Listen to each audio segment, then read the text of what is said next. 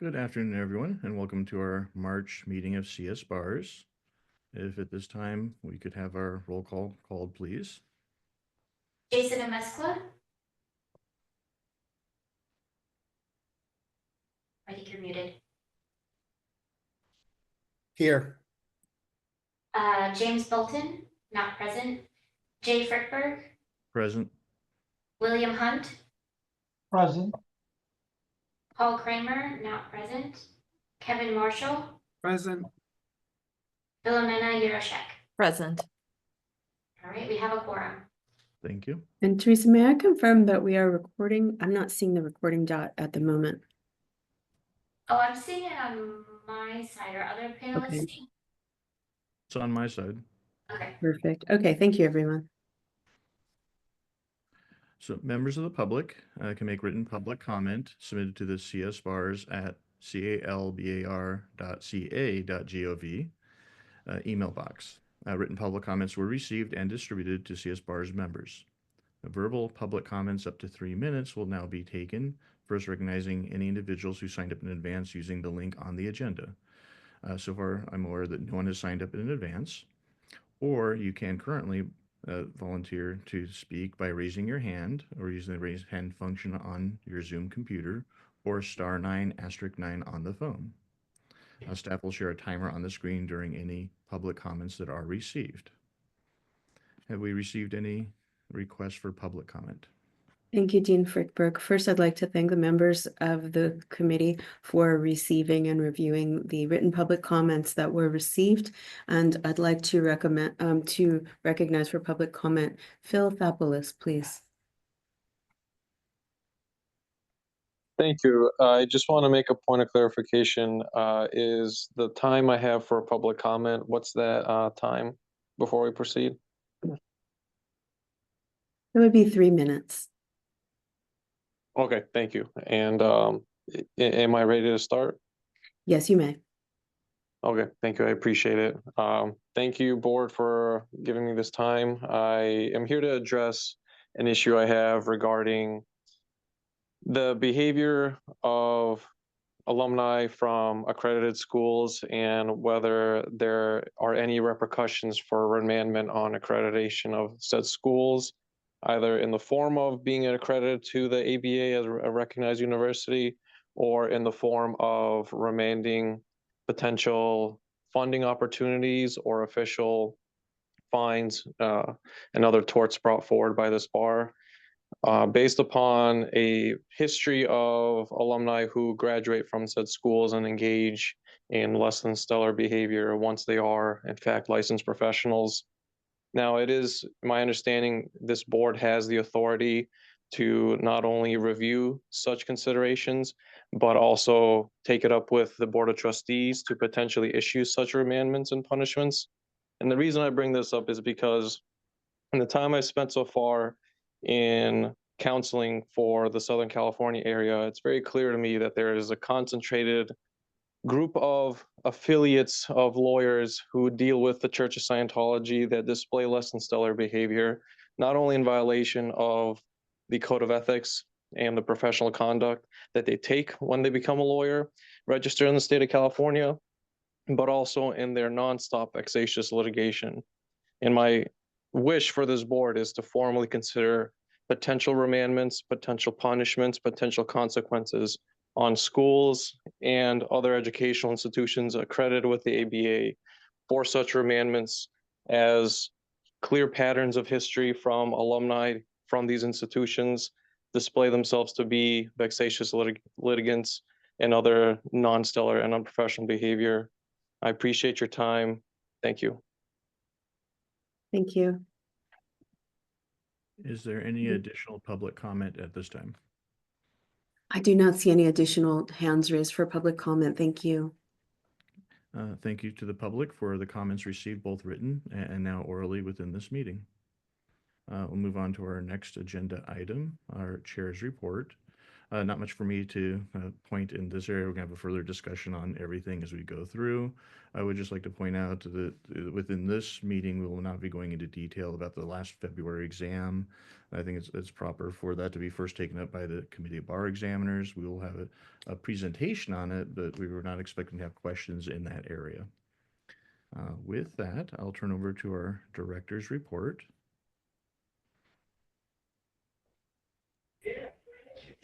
Can you guys hear me? Yes. Okay. Natalie, I think we intended on Donna being present, but I'm happy to, I think, share her anticipated comments. And Dean Frickberg, I think, already covered some of it. I think we wanted to, in our director's report, just at least acknowledge, obviously, that the February bar exam administration is a topic of, I think, the utmost concern for both staff, our law school stakeholders, as well as applicants. And to just underline Dean Frickberg's comments, we will be presenting a robust discussion at the committee. And actually there's Donna now, so maybe I'll hand that back over to her. Hello, Hey, Donna, I apologize, I was stepping in for you, but I made it one sentence in, so you can. okay, wonderful. I apologize for being late. Mr. Chair, members, for those of you that I don't know, I'm Donna Hershkowitz. I'm filling the new role of Chief of Admissions, returning back to the admissions space. I was Chief of Programs up through February 2024. And so admissions was under me at that point. So I'm walking back in after having had about 6 years, I think, in that Chief of Programs role. So I know several of you from that time. With regard to the February 2025 bar exam, I know that it is understandably very high on everybody's minds, and something that we want to talk more about. I'm certain that folks have a lot of questions, and as I heard Cody start to say as I joined in, we will be having a robust discussion at the Committee of Bar Examiners meeting. We've posted some materials for that, item 4.1 and 4.2 on the Committee of Bar Examiners agenda, talk both about February and July. Included in the materials for February, in addition to the staff report, which highlights some of the possible remediation measures, highlights some of the experiences that applicants have test takers have reported, having had either in remote or in-person setting. We also have a PowerPoint from the State Bar psychometrician. The psychometrician will be there and presenting information to the Committee of Bar Examiners, talking about a number of things, including how the multiple choice questions are performing based on the standard validation process that is going on, as well as talking about sort of possible remediation measures. What are the types of things that the State Bar has done in the past? What are the types of things that happen in have happened in other high stakes exams when there have been technological failures, disruptions, or a host of other challenges that test takers have been facing.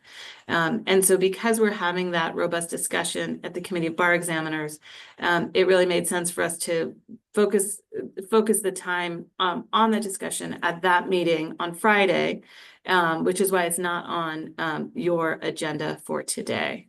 So I just wanted to be clear about that. We welcome your public comment at the Committee of Bar Examiners meeting, along with public comment, obviously, from any of the test takers or whoever else is lining up to provide public comment. But that really is going to be the best venue to have that discussion about the February exam.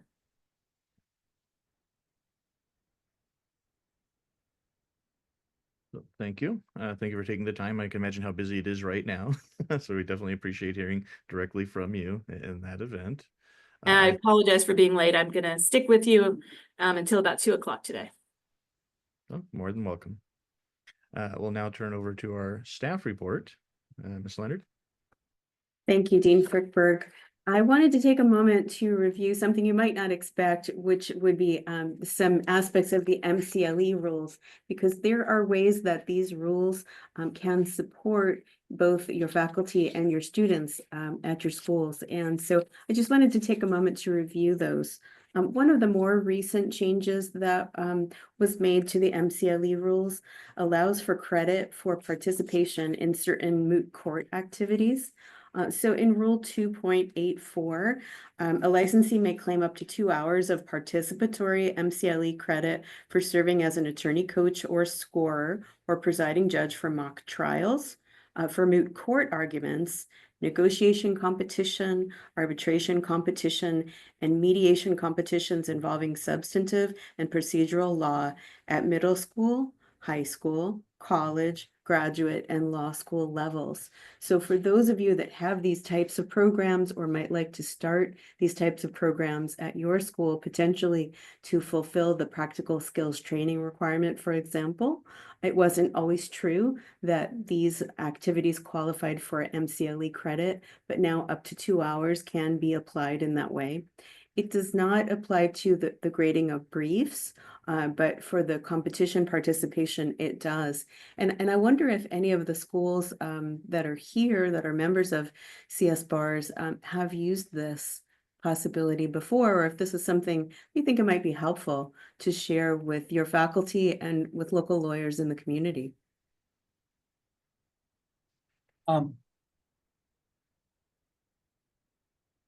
Dean Marshall, Dean Amesk, oh, you sure. started.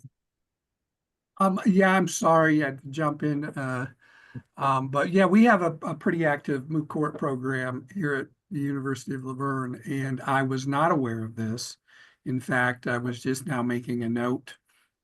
And I think this is real important to our community stakeholders who volunteer, that they know. So yeah, this is great stuff. Thank you for bringing it forward.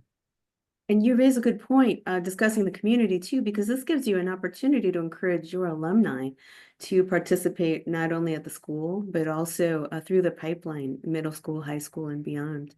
Excellent. Dean Amesqua. Just echoing that it is a great opportunity. We have a pretty strong urban debate league in Santa Clara County, and as well as several organizations that promote mock trial tournaments, and several of the universities are involved. So we do have a lot of our local judges and attorneys that participate, and knowing this, it also helps us encourage more people of our faculty that aren't currently engaged with those activities. Our students also enjoy volunteering for those events as well. I would also say that there are also great networking opportunities for the students to meet local attorneys and judges that all are very active in those tournaments and things like that. So definitely great to hear. I also saw a hand from Dean Hunt. Well, it would really just be reiterating what the previous two said. Of course, the issue is always trying to get alum or other attorneys who are willing to serve as judge and jurors on mock courts and other types of programs like that. This is fantastic. If they can pick up 2 MCLE hours, it should go a long ways to being able to fill those roles when we get to that point in a course. Good news. I'm very glad to hear that. And the best news is that there's more. So here are some services that you can offer to your faculty in meeting their own MCLE requirements in a couple of ways. So you may not be aware that the State Bar has an e-learning portal. This is also a relatively new development out of our competence division. And in that e-learning portal, you can find several courses that will be available to all licensed attorneys at no cost that also qualify for MCLE. 2 are in the area of client trust accounting, so the practical trust account reconciliation process, and also fundamentals of client trust accounting. This is also helpful for all of us wanting to meet our CTAP reporting requirement. And in addition, an implicit bias education course, also MCLE qualified.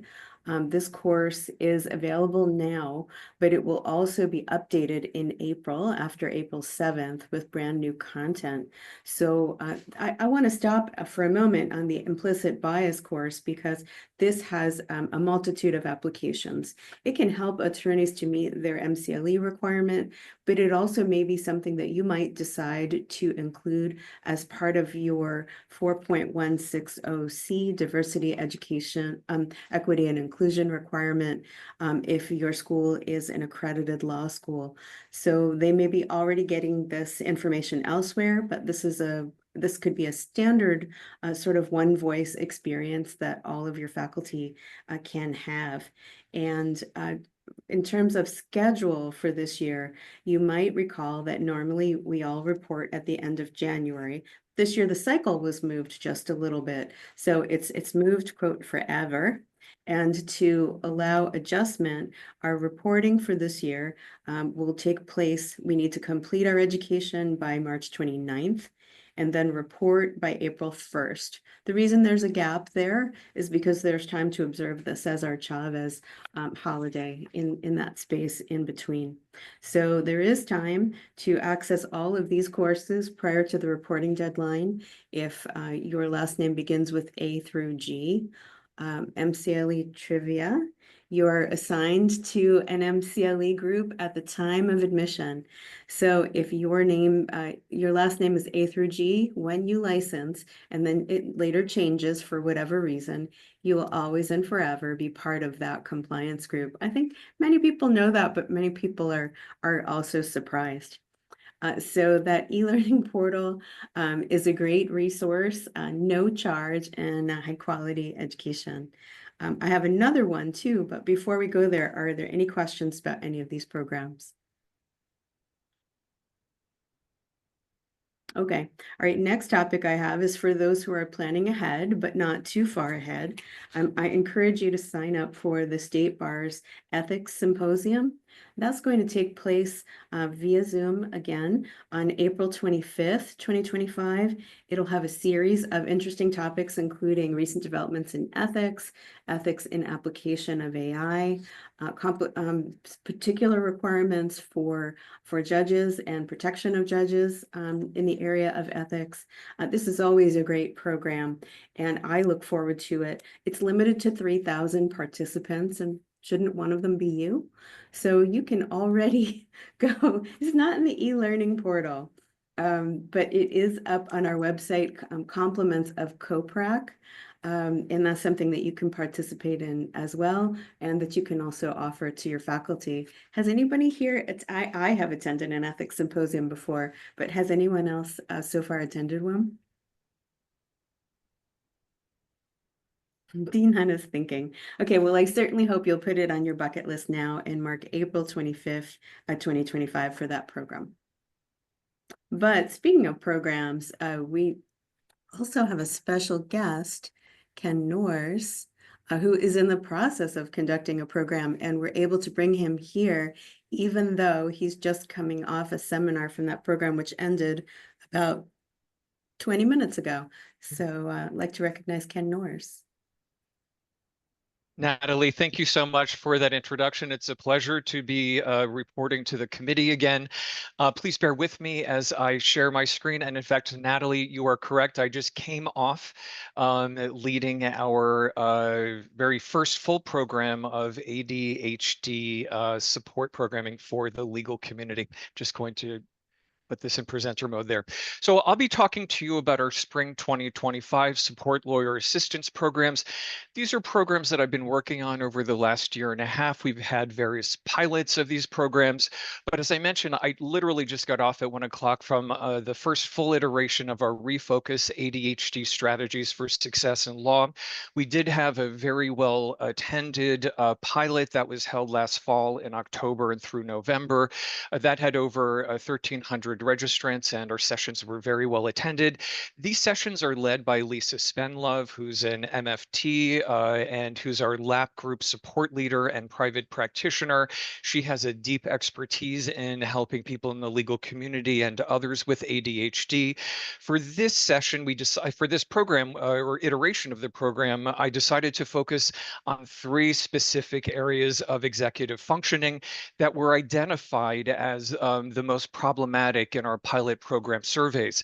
The very first one I just led today, March 12th, was on motivation regulation.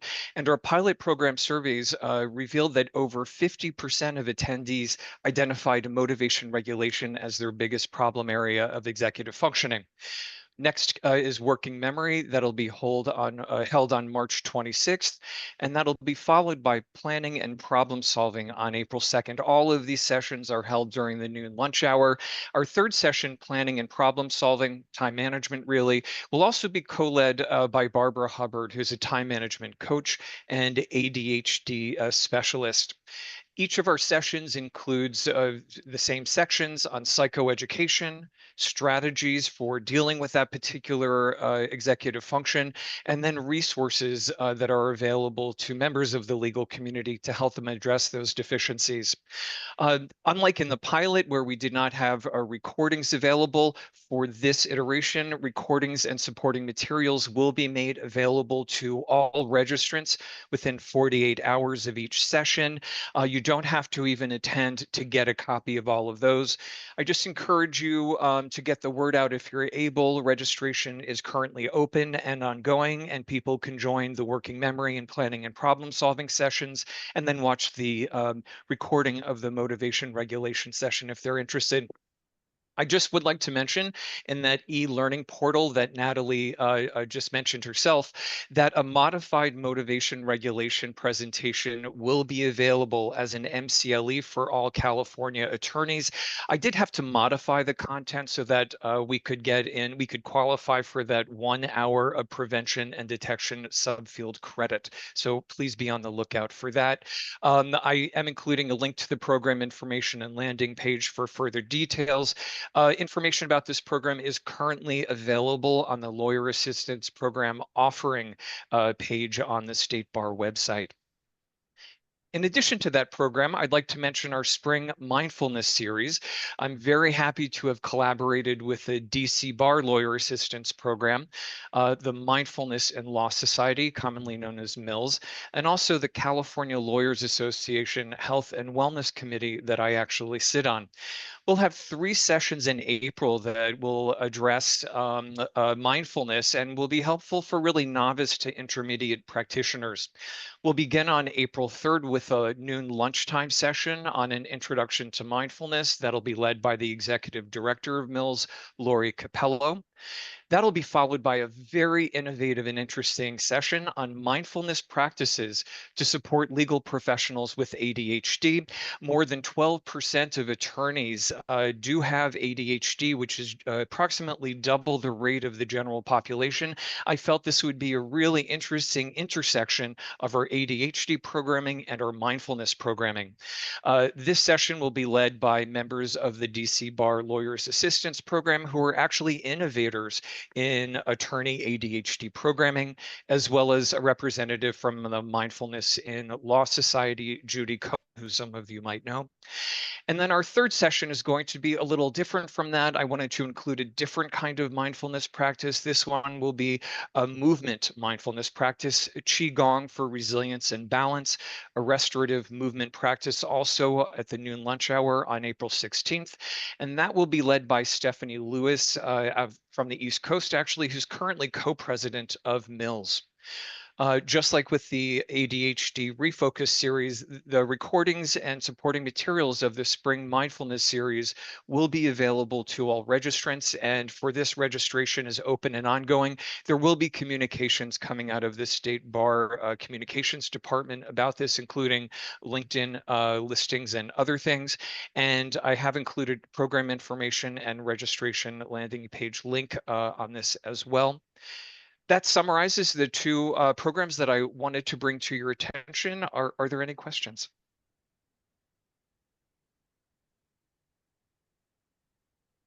Not seeing any hands raised. Oh, and Dean Hunt, please. We have a student currently attending, and the acronym is the ADD without the HD. I assume they would qualify to attend these programs and all of that as well. Absolutely. There is, in fact, no requirement for a diagnosis of ADHD. One of the things, I'm not an ADHD expert myself. We use, as I mentioned, Lisa Spenlove, who's one of the group lawyer assistance program leaders, to focus on that. But I can tell you that I have learned that in the most recent DSM manual, that there is no longer an ADD. There are various kinds of ADHD. There's 3 different kinds of subfield ADHD. And so your student would be more than welcome to join. I actually don't know if I have ADHD or not. I've never been diagnosed, but I found many of the strategies to be incredibly useful, especially for things like motivation regulation. And Dean Thank you. Mescla. So you kind of answered the question with the with Dean Hunt's, but just to confirm that these are open to not only practicing attorneys but also law students as well. Definitely. You know, Okay. I was really happy when I joined the Lawyers Assistance Program to get the understanding that we help not only attorneys who are admitted, retired, disbarred, but you know, our mission is also to support bar applicants and law students. In fact, I did check the registration list before the session today. We have many law students who registered as well. Well, and I also would applaud the recording as well. That also allows us to continue to promote the programs through, making sure folks know where to find the previous recordings of the sessions as well. So thank you.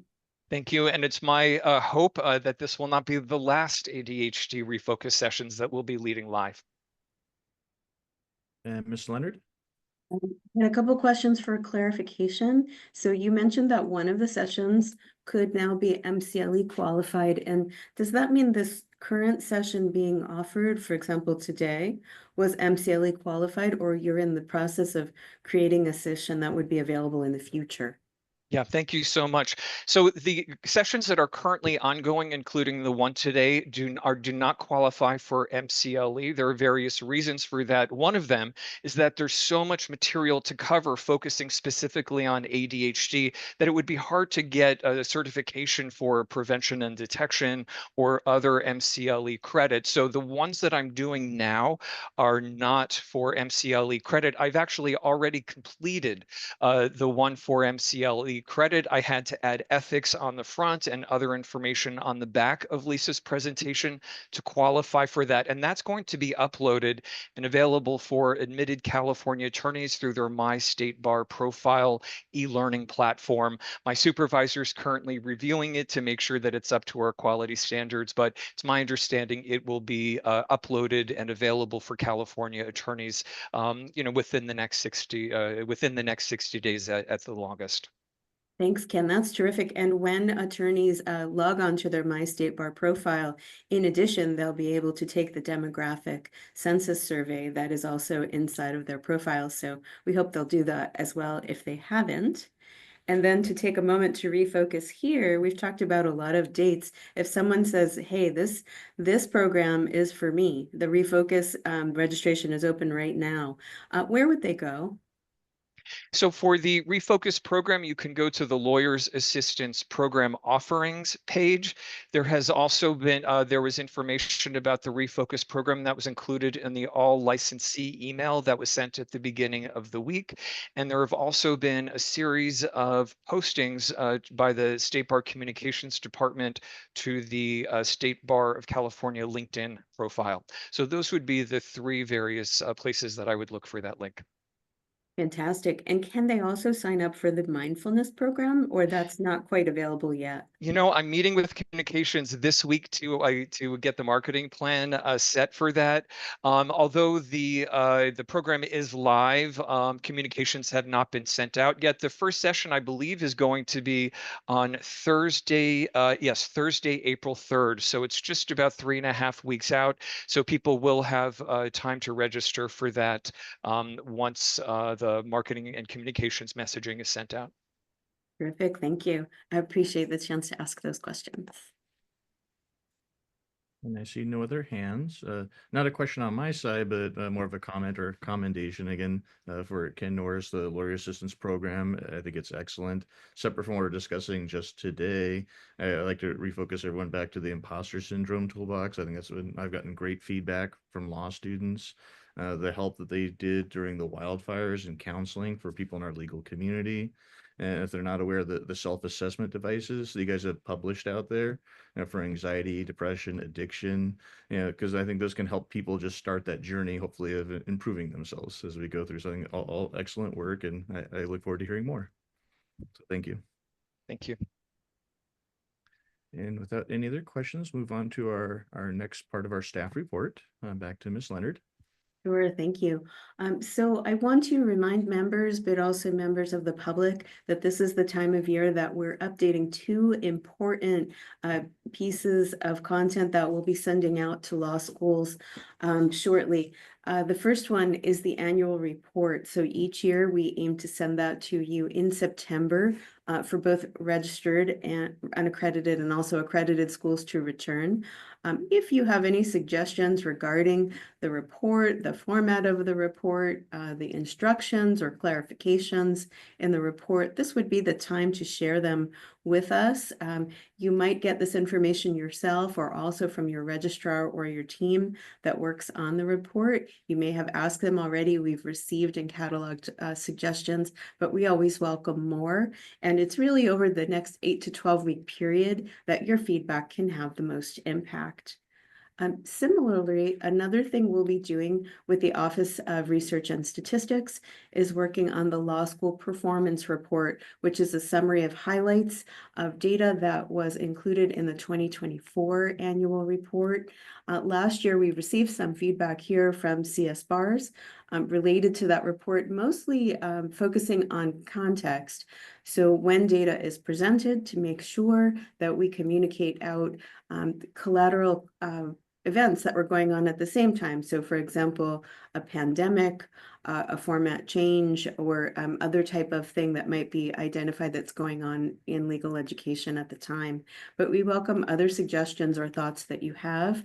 A future suggestion that was made when we had the last discussion involved potentially collecting more demographic data, particularly in the area of looking at mid-career returners to law school individually, first generation of law students, those that are parents that are actively parenting minor children, those that are caregivers. So these are not demographic characteristics that we do track right now, but we know that some of the law schools are starting to do that, and we'll be reaching out to you to find out what you are collecting and what you feel you can be collecting in the future. There could be some changes in that area based on your recommendation. You can find last year's copy of the performance report on our reports page at the State Bar website. So I urge members of the public, but also everyone here to take a look. We have been in communication with members about your suggestions, but we do have time to take more, and we really appreciate hearing from you. So that's what I have about that. Are there any questions on that topic?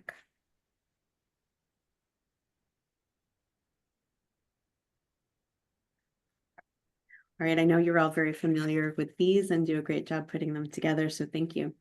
Okay, at the risk of absolutely filling up all of your calendars with the possible resources that are available today, I want to talk about one more, and this one is focused on your students.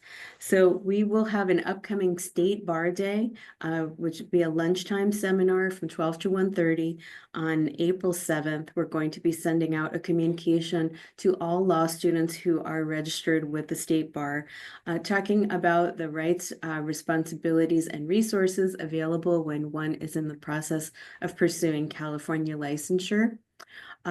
This is not a required session, but it's a great opportunity for your students to put some faces with the names that they see, and also to get a fuller sense of all that the State Bar does. We hope that it will reduce anxiety about working with the State Bar. We hope that it will encourage students to ask questions along the way. It's a great opportunity for us to share pointers and timing that can be really helpful. And we try to make it during lunchtime so that the maximum number of people can attend, whether they are full-time students or part-time students. So that will be coming up soon. We will copy all of the deans on the communication when that is sent out. And we try to do this about once a year, and April 7th will be the time this time. Yeah, any questions? Okay, all right, great. And then I want to turn it over to Cody just for one more little update regarding the July 2025 bar exam.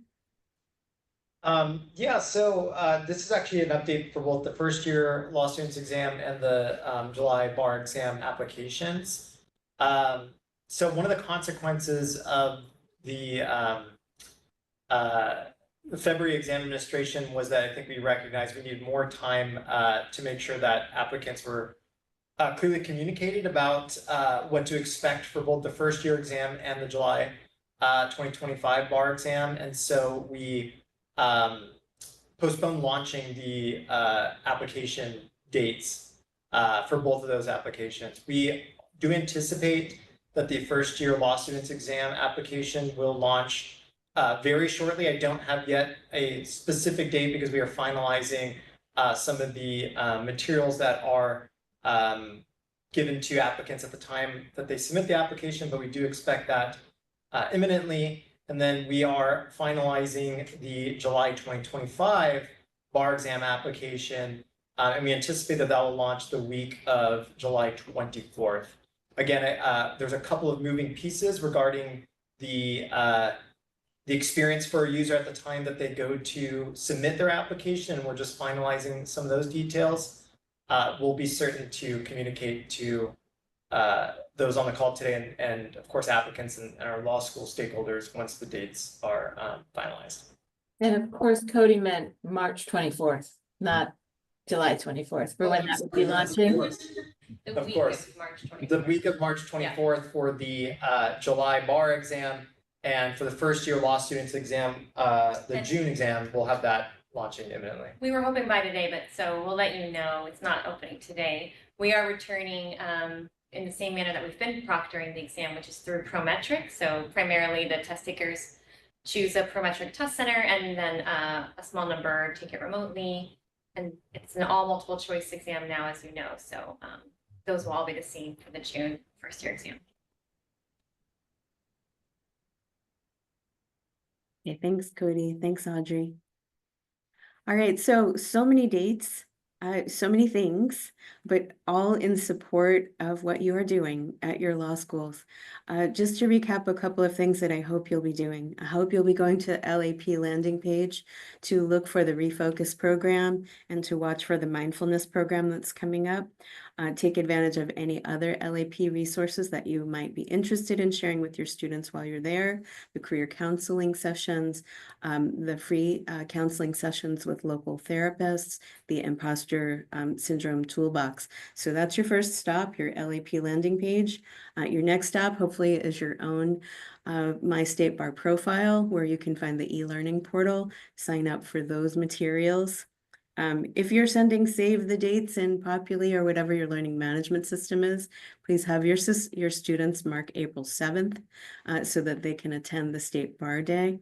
And we'll be sending out more information about how to register for and when to register for both the first year law students exam and also the bar exam for the summer. So thank you, everyone. We appreciate your patience, and we hope that these programs assist you in your mission in which we are aligned. Okay. So I believe that is our staff report, Dean Frickberg. That is our staff report, director report, and chief of admissions report all together. Every level possible. So thank everyone for that information. I think it is very helpful. Agenda item 4, committee report. There is no committee report. I was not asked to speak at the CBE last time, so there's nothing for me to bring back to the CS bars in regards to that. Agenda item 5 is our minutes. The minutes have already been posted and distributed to all members. So at this time, is there a motion to adopt or a discussion to correct the proposed minutes as posted?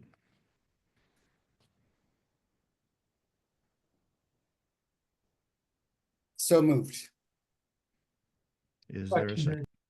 second? Thank you. Can we have a roll call vote, please, to adopt? Jason Amezcua, Yes. James Bolton, not present. William Hunt, Yes. Paul Kramer, not present. Kevin Marshall, Yes. Philomena Yarashek, Abstain. and Chair Frickberg. Yes. All right, with 4 yeses and 0 nos, the minutes have passed. Excellent. I think this sets a new record for us. We did all that work under an hour, and we only have one agendized item under our business, and that will be our discussion concerning the proposed practical guidance. Again, keyword guidance has been pointed out to me a couple of times. Again, not a rule, but guidance of the use of artificial intelligence in law schools. So I think that what we'll go through and start our conversation, right? Again, this will be the beginning, inception of the conversation. We had Dean Marshall, staff, and I went together, met, we put together some of our ideas, put them on paper, or in this case, digital paper, so we can think about it. And the goal of this conversation, this dialogue, is for our committee members to think about this, for the public to think about this, and then within our next CS BARS meeting, then we can have a discussion on it. So anything that helps fulfill that process, we don't have to resolve anything today, but again, just to initiate the thought process is the goal. So I'll turn over to Ms. Leonard if you'd like to talk more broadly about that. Sure, thank you. I'll put up a PowerPoint presentation to help me, if that's possible.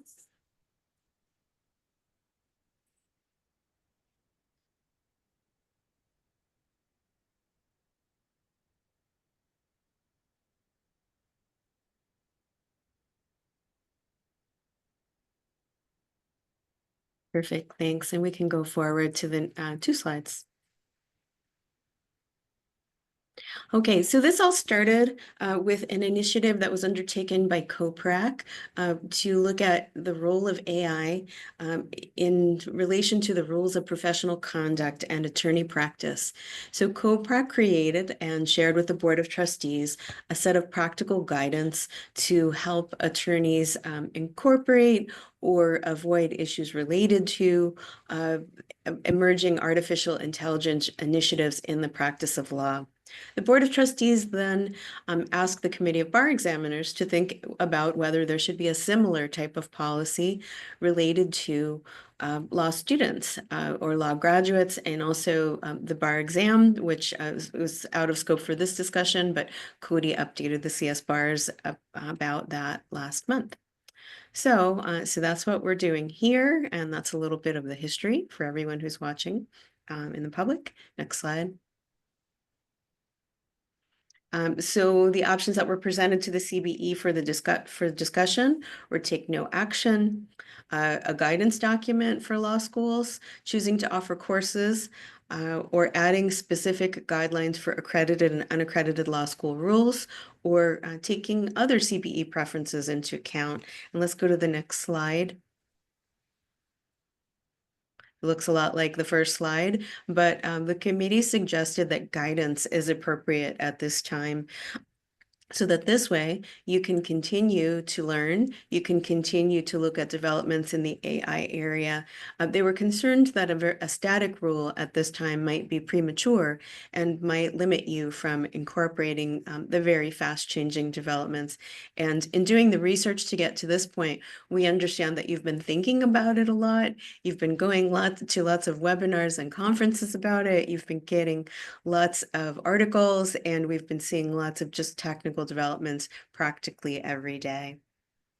So this practical guidance, this is a new thing that we haven't seen before. It's more meant to give some direction and support rather than to create a specific rule or guideline. Next slide. To think about timeline in the fall, overall, this idea was discussed here at the CS bars to think about what you were doing already. Many schools already had a policy or thinking about one soon. Some schools were also already creating courses and even thinking about programs. Just this past meeting, you reviewed the CBE direction that we talked about here, and I appreciate Dean Frickberg and also Dean Marshall taking the document that we had from COPRAC to think about how it might apply to law schools and law students with modifications, and we'll look at that in just a couple of moments. And then the plan here at CS Bars is to get a little taste of what is included in the work of Dean Frickberg and Dean Marshall right now, and to get ready to discuss it more fully at the April meeting, to prepare the Committee of Bar Examiners to discuss it in June. So let's go to the next slide. And let's go one more. So when COPRAC was looking at AI in general, they looked at a number of considerations. First of all, the wide-ranging applications, some of which we can see, some of which we may not be able to even predict. How any guidance here would need to conform to rules of professional responsibility, rules of professional conduct, and in our case, the rules and guidelines for accredited and unaccredited law schools, and thinking about how attorneys could understand both the risks and benefits so they could make informed choices when deciding whether or not to involve AI in their practices. They looked at the existing rules that might affect, created the practical guidance, and created the recommendation to the board. And the CBE is proposing a pretty similar process. Next slide. There should be let's keep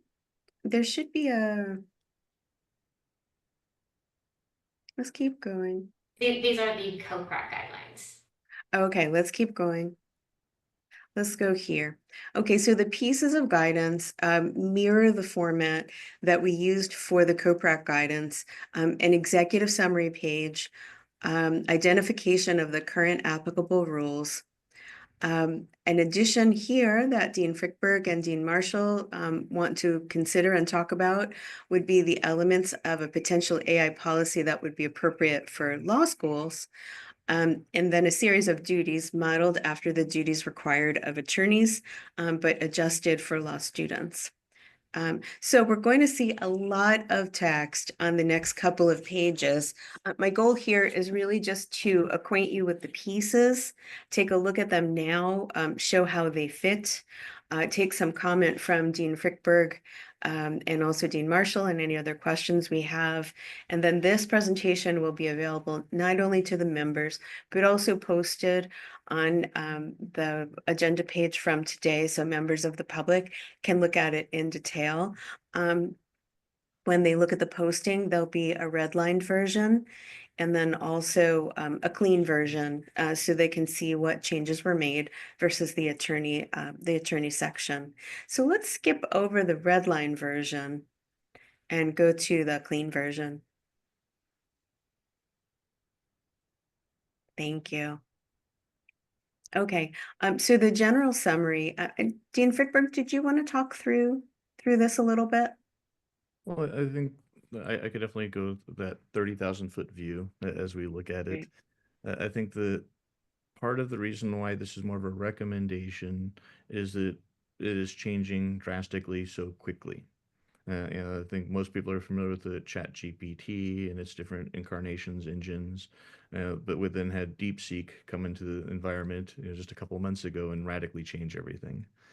Also, the way AI is being used, similar to Westlaw Co-Counsel, it's already been ingrained into our culture and our legal community, but it's adapting and evolving so quickly, it's literally an exponential growth.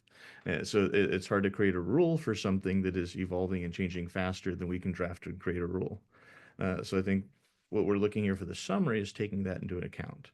And in context of COPRAC, which did the majority of the work for us, if we're teaching law students to become lawyers, we should have a similar pattern for them. At a minimum, they should be competent in this technology if it's going to be part and parcel of our profession as we go forward.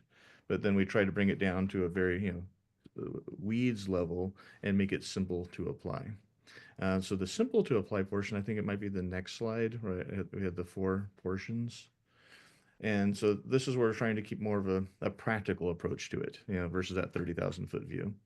And the theory here being looking at the law school accredited rules, the unaccredited rules, what are some of the common patterns? What are some of the major areas that we would like schools to think about, our profession to think about, and then reflect on to see what is the best way to move forward. And that way we can evolve in our internal conversation, we can evolve as we go forward.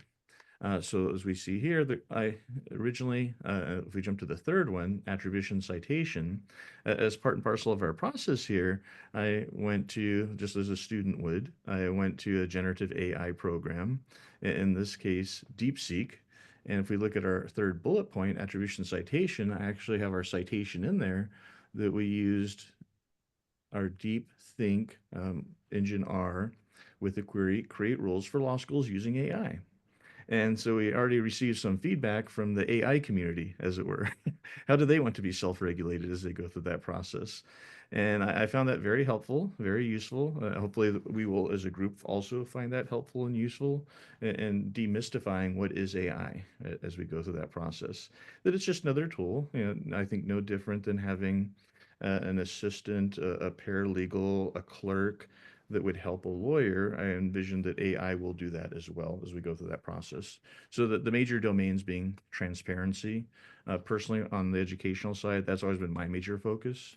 That we don't want plagiarism. We don't want someone to pass off someone else's work. That is so important to our community of citation. Think of the Blue Book citation, the California Style Manual. We've created an entire system of law just on how to cite. So I think that to me is one of the most important domains when this is used. How is it disclosed? When used either by students or by the school or by the faculty. Is it being disclosed on both sides, and that transparency as we go through? Data privacy, and this was also within the COPRAC, they go into great detail about this. I think this is, in my language, the landmine field. This is the biggest danger that I see in the AI community. When we insert information into a generative AI model, we lose control over it.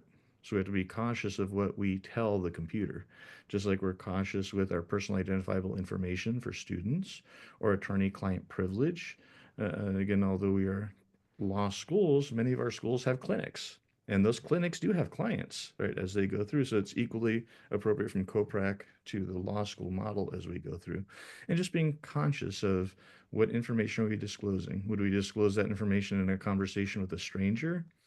Probably not. And if we're not going to disclose it to a stranger that's not necessary for that resolution, we shouldn't disclose it to one of these large language models that's constantly gathering information and just absorbing everything it can. And then our confidential information might pop out, or trade secret might pop out on someone else's search in this generative model, which I think is a great danger. And then the bias mitigation, I think, is one of the other little sleeping issues. That we've talked about bias already. The implicit bias was coming up in our MCLE conversation. The generative AI model is built from large language models of just human language, of us talking, texting, emailing, communicating. So if we have a bias, implicit or otherwise, so will the machine, right? Because the machine is just imitating us. So then what is the review process of the output to see, was there any type of bias that we should mitigate before we release the students, or to make the students aware as they're gathering information? So again, just broadly, those are the four domains that I saw over and over again: transparency, data privacy, citation, and then bias mitigation. Again, with the help of AI, not against AI. I don't know if we want to go into more details from the COPRAC after that, or... Maybe just at a high level, because it's a lot of information, but to go over the format and some of the things that you and Dean Marshall thought about when adjusting. Definitely. So as we're seeing our rules here, these are originally from COPRAC, and I think staff did the laboring oar here of comparing, contrasting the existing rules, guidelines, registered and accredited schools to the COPRAC guidance. So we'll see many of the domains I was just discussing are being emulated here, like duty of confidentiality. Again, being careful with my language, the personally identifiable information, PII, that we're so cautious of the Department of Education, federal financial aid, and academics in general for accreditors. As we go through here, it is very similar, not the same, so I'd argue it rhymes. It has the same rhyme as the COPRAC rules, but they've been slightly modified to fit in the law school environment. And again, these are areas of guidance, again, not requirement. So the thought was if COPRAC thought this through as an ethical consideration for lawyers, and we're teaching lawyers in a law school environment, these same comments, ideas should help us as we're teaching the future generation of lawyers as we go through. Dean Marshall, I don't know if there's anything else you wanted to cover in any other area on that or make corrections if I went too far. No, I think you presented pretty much exactly where we are at in the discussion. But I would encourage, we seek input too from the community of anything that might be a gap or crevice in the policy considerations. Because it is so new and it's difficult to see the breadth of its reach, even though we know it's going to have a huge impact on the practice of law.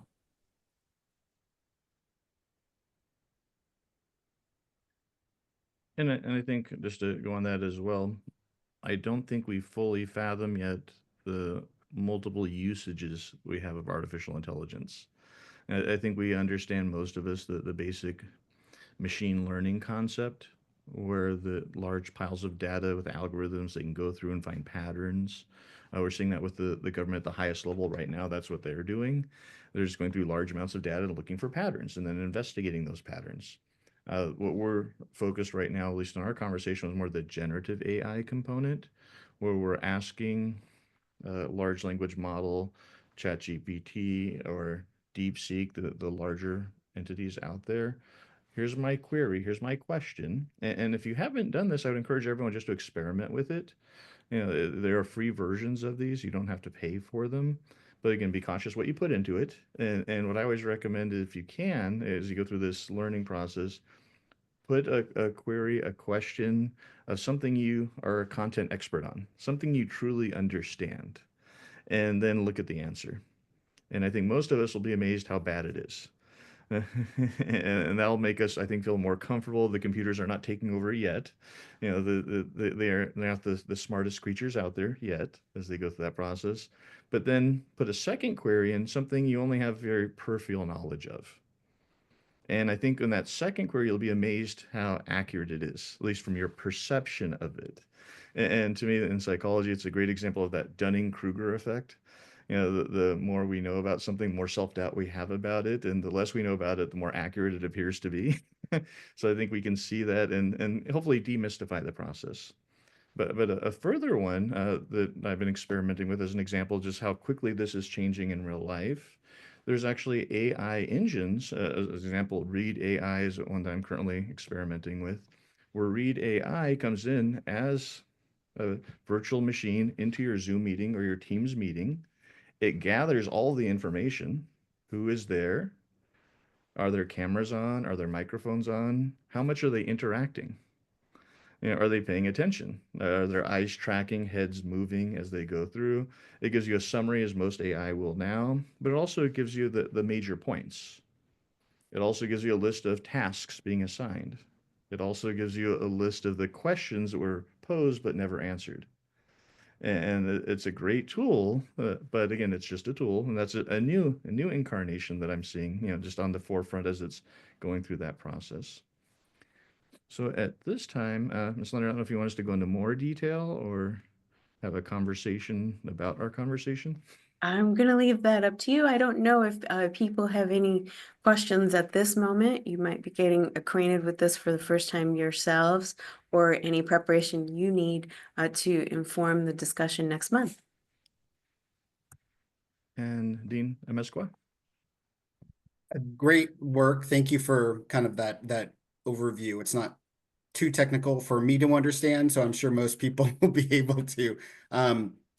The one thing I will point out that we've also discovered, which is kind of, also pushing our interest in this area, is that I guess the similarity check, I guess they don't necessarily call them plagiarism check, but the similarity check tools that we use are flagging things as more significantly as AI than they are as, unsourced, reproduction from another web source. So that's another piece of that level too, that the more we understand AI and the overlap with those types of modules that do that type of work, that will help us understand, what our students are really doing, and help our students understand, whether they are or aren't using it, as well. Absolutely. Dean Hunt? Really, 2 points. We have our legal research and writing course running for our upperclassmen starting in May. And our professor is planning to incorporate some degree of AI. So I'll certainly report back what you had. I had never thought about, we have to figure out a way to cite that AI has been used in the creating of the document. So I'll be sure to relay that information. And then I guess a little bit off point, one of my son's friends, and it wasn't my son, it was one of my son's friends, did for his high school history paper on the French Revolution, and the AI that he used had a hallucination, apparently is what it's called. And, George Washington won the French Revolutionary War or something crazy. And because the boy knew virtually nothing about the French Revolution, the wholly inaccurate information, and people not involved in the French Revolution's names were in the paper, the professor's just going, you clearly didn't do it. And so your point about, if you're an expert in the area, you'll see all the flaws. And if you know very little, it probably looks really good. So I would think at least that's the one thing attorneys will have going for them for the next 10 to 20 years. After that, we'll have to see. They'll have to say, I don't want to be the only one that thinks this whole Terminator thing, it's got me a little nervous. Absolutely. And I would point out on the citation one, Steph had a great point in the dialogue conversation we're having when we were discussing this that I was blind to, that I didn't catch at the moment. When we talk about citation, as AI is a live environment, even though it is the example that we have on our slide where we're listing which AI model we're using, which engine it's using, what our query is, we might have a different response depending on when we insert that query, because it's constantly learning. So, then how do we create a citation for that AI response that freezes it in time? Do we have to print it virtually or otherwise, document it, attach it? I think that's going to be another very fascinating area just in the citation concept that was brought up by Steph. It was an excellent point. So any other questions, comments?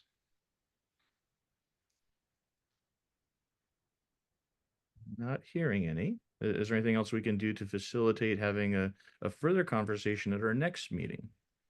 Anything that would be helpful for our group?